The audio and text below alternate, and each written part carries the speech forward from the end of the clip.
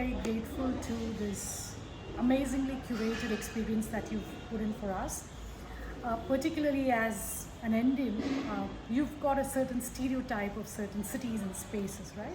What today's walk provided was to bring in a beautiful longitudinal perspective of the city and a lot of cultural depth in about 2 hours, which is very, very hard to achieve.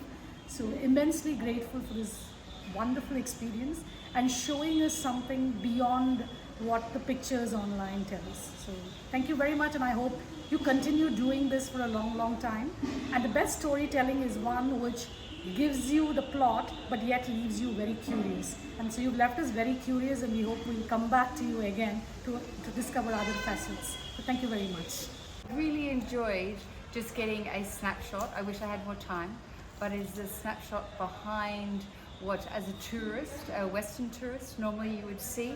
I'm not so much interested in the pretty pictures of things. I'm interested in the stories, and more so the human stories and the creativity behind it all. And this is what this has provided for me. So I wish I had longer, but I am grateful for the time and the knowledge. You're very passionate, you're very knowledgeable, and to have been able to get some of that from you is a great gift. So thank you.